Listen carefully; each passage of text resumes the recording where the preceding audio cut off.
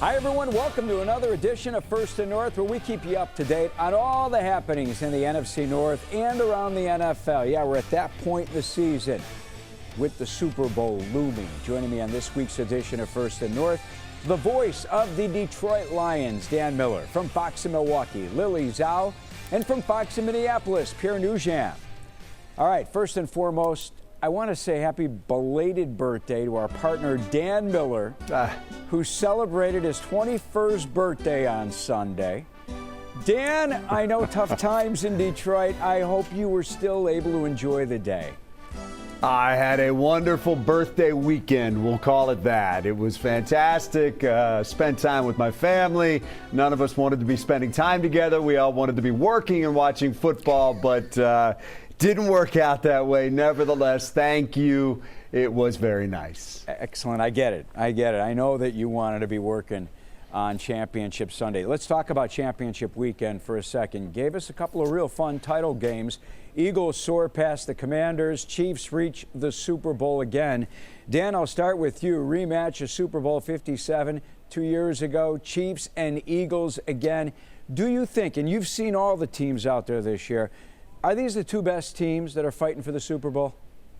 Well, it pains me to say it, and if you'd asked me 3 weeks ago, obviously I probably would have included Detroit in there, but these are the teams that delivered. And when you consider the fact that for Philadelphia, this is 2 in 3 years now, and Kansas City is on this incredible run, it's hard to say that they're not the two best teams in football right now. And, you know, I've been impressed by the Eagles for a while, and we've kind of been eyeing that matchup as a possibility for the Lions. It obviously didn't come up, but those young players on defense, that entire University of Georgia crew that they drafted, like those guys are starting to get it. That pass rush is starting to come along. Those young guys are starting to figure it out.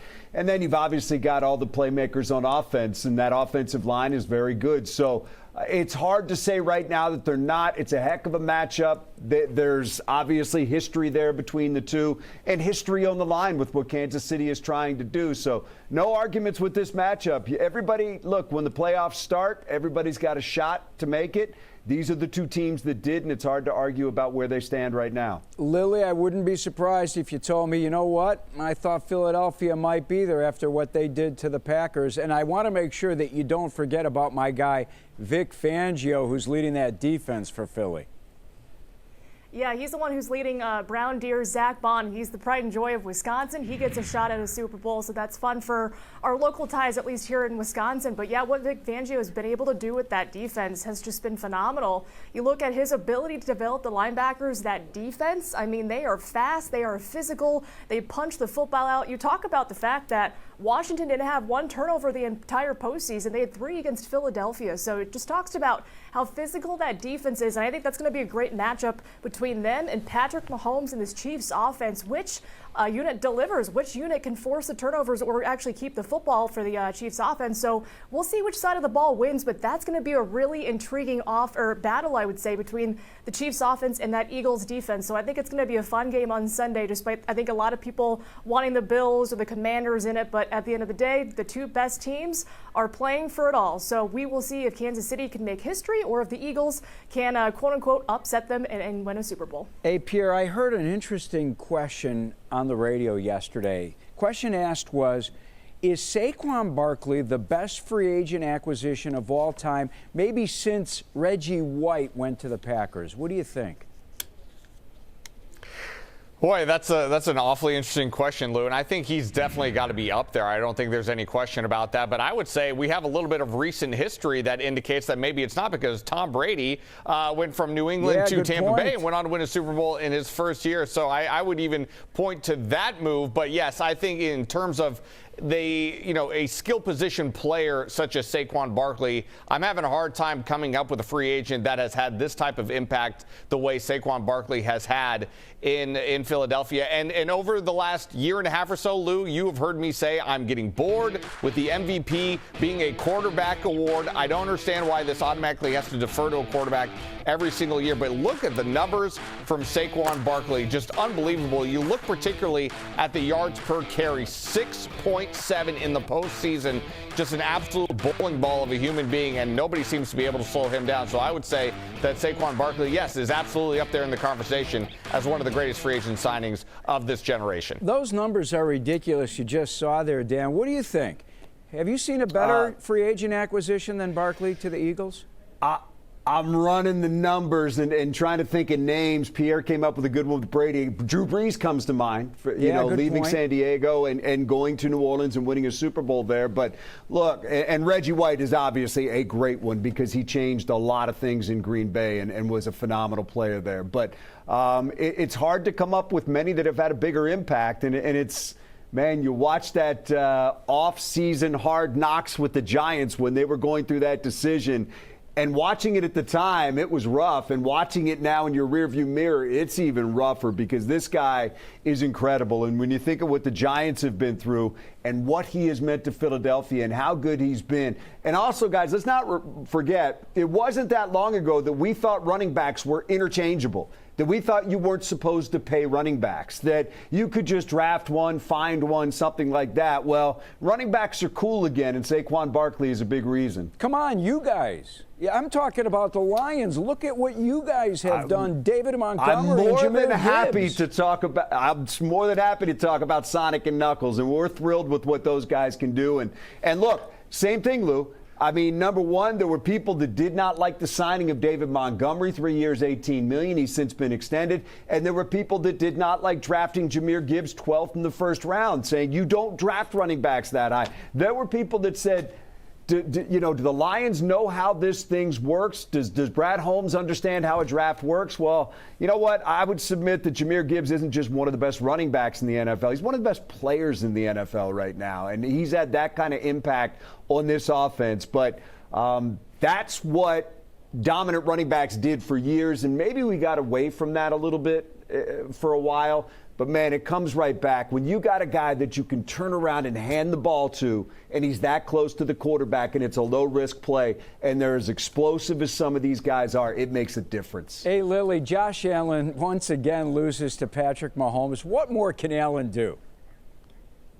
I mean, it's tough. I think this was the year for Josh Allen and the Bills to really overcome that, right? I mean, he was 0-3 against Kansas City, and now it's just back to the drawing board. I mean, you couldn't have scripted it any better. This was a Bills team that hung in there until the very end. They had 3:33 and multiple timeouts there late in the game to finish off Kansas City. They just needed to go drive down the field and score a touchdown, and that did not happen. So it is just, I'm sure, just really rough for Bills fans knowing that this probably was their best shot this year to make the Super Bowl. And the fact that Josh Allen is now 0-4 against Mahomes and the Chiefs in the postseason, that's got to sit with him this offseason and probably beyond that, knowing that they just had a phenomenal shot and could not capitalize. And you talk about the run that the Chiefs had. They have just been very consistent, and it just is unfortunate that this was the fate that you see from Allen and the Bills. So back to the drawing board, but we'll see what they do next year because I think this was one of their best shots this season. I want to bring back Dan and Pierre. Pierre, you go first. Mahomes again in the Super Bowl, 5th time the last 6 seasons. Has he reached the Tom Brady rarefied air already in his 8th year? I don't think already. He's certainly knocking on the door. There's no question about it. But, I mean, all due respect to Patrick Mahomes, and he has been nothing short of spectacular. There's no question about it that he will be a Hall of Famer. But I think everybody's too quick to forget about how great Joe Montana is and how Joe Montana really was the face of the NFL for all those years and was the greatest quarterback of all time until Tom Brady supplanted him. I'm not ready to put Patrick Mahomes above Joe Montana, to be perfectly honest. If he wins on Sunday, not only does he win 3 in a row, the first one to ever do it, and he does win 4 Super Bowl championships, I probably will put him above Joe Montana because he's got so much more room to run in his career. But I think we're all a little too quick in terms of forgetting about how great Joe Montana was. Interesting. What do you think, Dan? Is he at Montana's level yet? Yeah, listen, Montana is awful good, and Montana did some amazing things. But let me just throw one thing. Let me go back to what Lily said real quick because she nailed it. If you're the Bills and you're Josh Allen, you wear that. But if you're the franchise, you own it. And you can't ask for a better situation against Kansas City than to be 3 down with 3+ minutes to play, 3 timeouts, ball in your hand with a chance to win. They had that. It doesn't get much better against that team than to have that opportunity. They had that, and they didn't deliver. But let me say this about Brady, and I've got no argument if you want to argue Montana and you want to argue Mahomes. But Brady stands alone right now. 7-time Super Bowl champ, 17 division titles in New England, 11 straight at one point, 13 AFC championship games, 8 straight at one point, 9 Super Bowls total, 6 Super Bowl wins with New England, another Super Bowl that he won in Tampa. I mean, respect what Holmes has done, no doubt, and 3 in a row would be unprecedented. But when you're chasing Brady, you're still chasing him because those numbers are just ridiculous. Nobody's ever approached those numbers. You cannot argue with those numbers. Thanks for presenting them, Dan. New head coach Ben Johnson introduced last week. His staff taking shape. He's taking shots at Matt LaFleur as well. We will discuss, and several NFC North coaches in contention for some hardware this offseason. Who should win the Coach of the Year award? All that and more coming up when we return on First and North.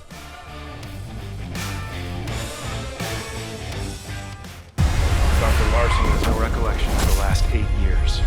Doc is TV's best new medical drama. I need to know. And you can watch it anytime. I will be a doctor again. Doc, all new Tuesdays on Fox and watch anytime on Hulu. All right, we're back here on First and North. Luke Canellis with you at our Fox 32 studios in Chicago. Dan Miller joins us from Fox in Detroit. Lily Zhao is at Fox Milwaukee. And Pierre Nugent, Fox Minneapolis. Pierre, I'm going to start with you. Last week, we learned Kevin O'Connell signs a new multi-year contract extension to stay in Minnesota with the Vikings. Number one, do you know the numbers? And number two, it had to happen, right? Well, yeah, it certainly had to happen, and the Vikings had to move fast on this because there were reports grumblings between Kevin O'Connell and the franchise about not being extended after the previous season. But now Minnesota made very quick work because they wanted to put all those trade rumors to rest. And now they have Kevin O'Connell for the long term. We don't have those numbers in particular because the Vikings were a little stingy with us about giving us those numbers. Surprise, surprise. But Kevin O'Connell, we do know, will be here for the long term. And what's up next for them right now at this point is trying to get Kwesi Adolfo-Mensah under contract as well. They're taking their time with that. But right there under you see with under Kevin O'Connell, 17 in 3 seasons. Again, the first Vikings coach in franchise history to have multiple 13-win seasons, and he was absolutely sensational in the development of Sam Darnold this season. He turned Sam Darnold into a potential MVP candidate. Unfortunately, it didn't work out for him with the last couple of weeks of the season, especially that regular season finale in Detroit. But Kevin O'Connell has done a masterful job here so far. The only thing that is eluding him at this point now is winning in the postseason, and that's really what matters the most. So even though he's done a terrific job in the regular season, Kevin O'Connell still has something to prove, and that's go out and win a couple of playoff games and try to get this team closer to a conference championship game. Looks like he's keeping his defensive coordinator, Brian Flores, right? That's what it looks like for right now. You have to wonder how much the lawsuit is playing a role in a Brian Flores getting a head coaching job again in the NFL. Because if I were a GM, I would hire Brian Flores in a heartbeat. I think he did a wonderful job in Miami, save for the relationship that he failed to build with Tua Tagovailoa. I would hire Brian Flores in a heartbeat. Press all the right buttons for you, not just as a defensive coordinator, but as a head coach as well. Dan, let me bring you in because Lions fans, I get it. They are not happy with the loss. They are not happy about coaches leaving. I follow you on Twitter. I saw some of the back and forth with Lions fans out there. You always have a real good feel of the Detroit community. You're a legend out there. Lions fans calling these coaches traitors. Plenty of anger. I get it. Right now, do you see this reaction over time turning into more of a competitive fire once training camp starts? Oh, I think there'll be competition. Yeah, I think they're looking forward to facing Ben Johnson twice a year. Look, as you said, there are a lot of fans right now that are upset. It's not so much that they left. I think, number one, there are fans that feel like he shouldn't have stayed in the division. I don't have a problem with that. And number two, they feel like maybe their attention was divided in that playoff game because they were thinking about what the next step was going to be. I don't buy that either. I mean, look, Dan Campbell insisted basically everybody get out of the building on Friday, Saturday, and Sunday of that bye week. And those guys had time to do their interviews and went about doing them. I think they handled it the appropriate way that the league has laid out for them. They have to take the opportunity to take that head coaching job and to take those interviews. And it's not a perfect system because you are still playing, and it puts sometimes other guys at a disadvantage because they can't talk to the next week or you can't talk after that first week. And it's an imperfect system. But I don't agree with Lions fans about their anger towards Ben Johnson. If he wanted to go to Chicago, go to Chicago. And if he Aaron Glenn, I don't think anybody cares that he went to the Jets. That's not a point of contention, the place that he landed. Look, both these guys were terrific coaches here. Both these guys helped turn a franchise around. Both these guys helped this team do things we hadn't seen around here in 30-plus years. So I think we owe them a debt of gratitude. Wish them well, except when they're playing the Lions and when they're competing with the Lions in the division where Ben Johnson is concerned. But sometimes there's emotional reactions that I think will soften over time, but I do believe that rivalry with the Bears gets kicked up many notches now. All right, let's look ahead. Lions go out and they hired Broncos passing game coordinator John Morton, returns to Detroit to replace Ben Johnson as offensive coordinator, and they promote Kelvin Shepard to defensive coordinator. You like both moves? Look, Morton, we don't know a ton about. He was here for a short time, but the two things that I will say about that: one, Dan Campbell worked with him, so he trusts him. I put a lot into that experience that he has working with him, not once but twice. They've actually crossed paths twice. Number two, he said that Jared Goff was going to have input in this decision. So that tells me that Jared Goff signed off on hiring John Morton as the offensive coordinator. That means a lot to me, and it's important. He's the quarterback. That relationship has got to be good. And then, look, Kelvin Shepard is somebody that we have watched develop here as a coach and as a leader.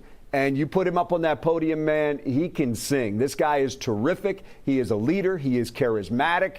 And I think we've all, as soon as that thing came open, thought that might be Kelvin Shepard's job. Now, look, he's got to prove himself in that job. And he is still, by most standards, a very young coach.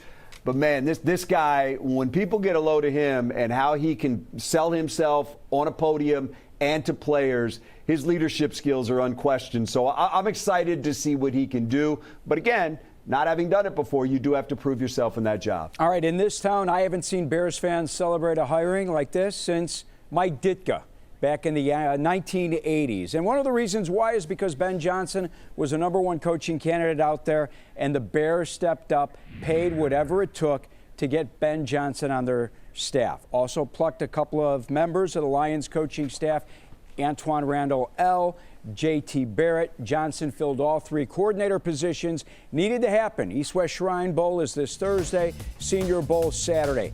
Dennis Allen, defensive coordinator. Declan Doyle, new offensive coordinator. Richard Hightower stays as special teams coordinator.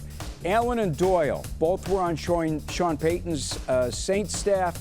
Doyle then followed Payton to Denver this season. Boy, highly spoken of. He coached tight ends, 28 years old, youngest coordinator out there. Ben Johnson, though, will still call the offensive plays. Allen, great hire. He was head coach with the Saints and Raiders. The experience, very important to Johnson. He said it himself during the press conference last week. Bears also added Al Harris away from Dallas. Lily, Ben Johnson dropped Matt LaFleur's name, saying he enjoyed beating the Packers twice a year. Take a listen. I know this is the toughest division of football right now. There's 3 teams that made the playoffs this year. I've got tremendous amount of respect for the coaches and the players in this league, having competed against them for the last 6 years.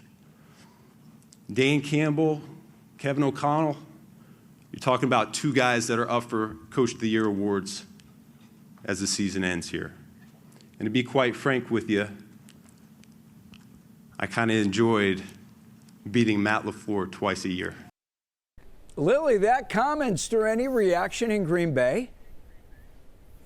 I would say, yeah, a little is an understatement. I think that certainly made the rounds in the state of Wisconsin, and I think it was just the perfect moment for Ben Johnson, knowing his audience, of, you know what, Bears, Packers, we don't like each other. Let's kind of rile this thing up, right? But I thought it was interesting that he brought up Matt LaFleur by name.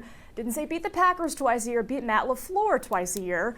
And it is interesting, they don't really have a personal relationship. They're not close. They don't really know each other that well. So I thought that comment was very interesting. And now he's kind of putting himself to the fire, to flames of the fire. Right? You got to go out and beat the Packers then, right? If you're talking about Matt LaFleur, you know your fan base, they want to hear you talk about beating the Packers. Go out there and do it. But it's been 17 years since the Bears have swept the Packers in the season series. So can they do it?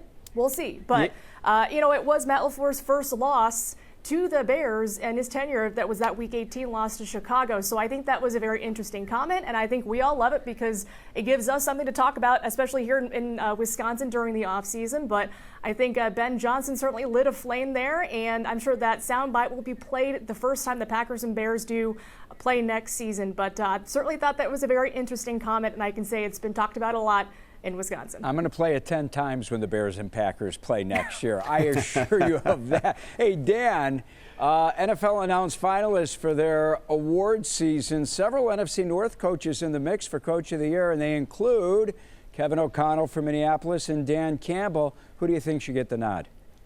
I don't know how you draw any distinction between those coaches. They're all deserving. Kevin O'Connell did a great job on a team that was thought to be rebuilding this year. Nobody saw them having the season they had. I saw what Dan Campbell had to deal with here in Detroit with pretty much the unprecedented injuries that they had on defense.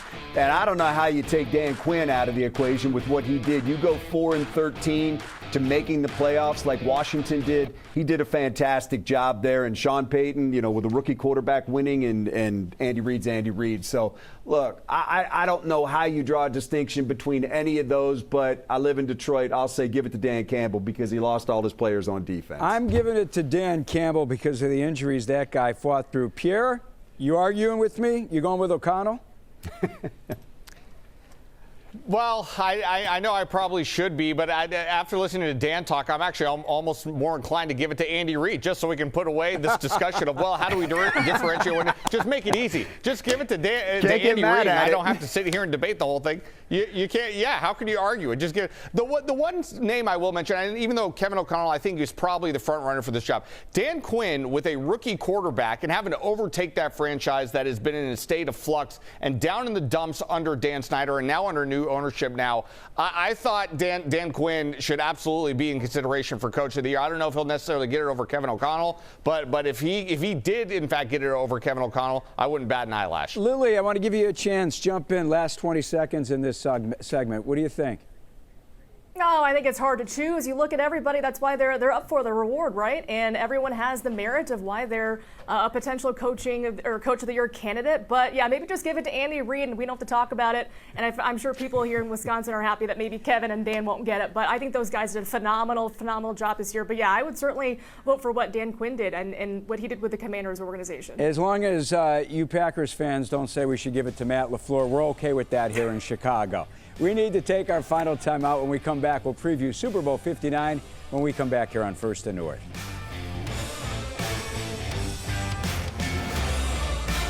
Stroopsdorf is known for cheese, laundry, and bowling.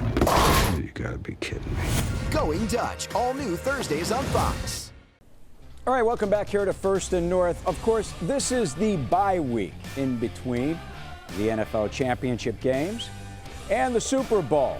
Coming up, Kansas City, Philadelphia. Chiefs, the early line, minus 1.5. Let's bring back the crew. Pierre, I'll start with you. What intrigues you about this matchup? I'd ask you for a winner, but we're still a week out, so I don't want to put you on the spot yet. Give me what intrigues you about the matchup.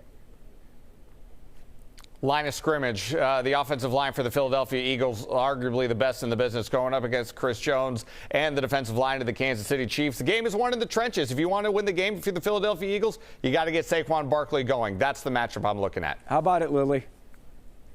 I'm going to say which team can force the turnovers, and I think the team that does will win the game. And I think, the Eagles are opportunistic on defense. Can they force Mahomes to make some mistakes? We shall see. Wrap it up, Dan. That's where I'm at, too. I want to see what that Philadelphia front, which I think is getting better at the right time, can do to impact Mahomes and see if they can force a couple of mistakes. If they can do that, that might be enough to swing it Philly's way. I'm excited to see both lines for each team. Great show, guys. For Dan, Lily, Pierre, great work as always. For my NFC North crew, I'm Lou Canellis. Thanks for watching. We'll see you next week here on First and North.